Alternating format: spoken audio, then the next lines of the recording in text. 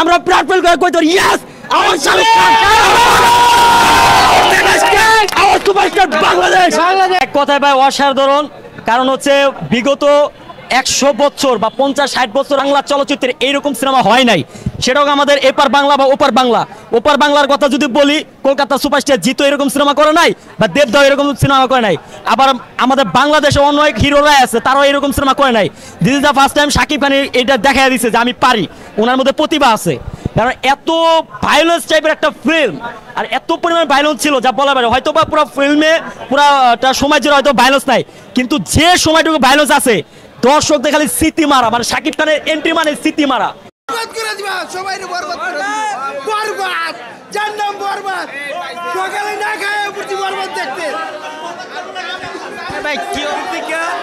আগের ঈদের থেকে এটা আবার সবচেয়ে ব্যাড, এবার 25-এর সবচেয়ে ব্যাড। এটা কোনো তুলনা নাই ভাই, এটা কোনো তুলনা নাই, দিতে পারবে না কেউ ভাই।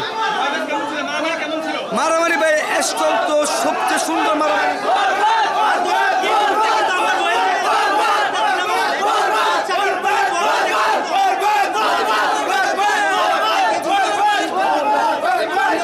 ভাই কেমন লেগেছে হাফ টাইম? ভাই কেমন লেগেছে হাফ টাইম? শাকিব ভাই অভিনয় কেমন করেছে? আগের ঈদের থেকে এটা আবার সবচেয়ে ব্যাড, এবার 25-এর সবচেয়ে ব্যাড। এটা কোনো তুলনা নাই ভাই, এটা কোনো তুলনা নাই, দিতে পারবে না কেউ ভাই।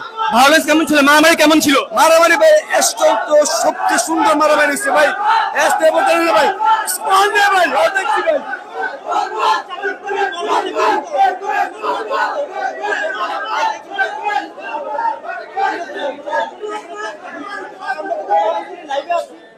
ভাইয়া কেমন লাগছে? ভাই জোস জোস এক জোস ভাই। হাফ টাইম যেরকম হইতে ভাই, আমরা তো ভাবি যে প্রথম শুরু দিকে তো একটু কনফিউশন হয়ে যাবো, পরে হাফ টাইমটা ভালো হইব।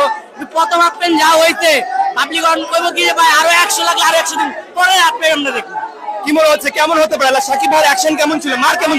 অ্যাকশনের কথা তো কই যাব না, অ্যাকশন যে পরিমাণ আর যে পরিমাণ ভায়োলেন্স দিয়ে বিরতিটা হইছে, আপনি মনে করেন যে দেওয়ার পরে কবেন ভাই কখনই চালু করে দেন, 10 মিনিট সময় দিয়েন না, কখনই হাফ টাইম শেষ করে দেন।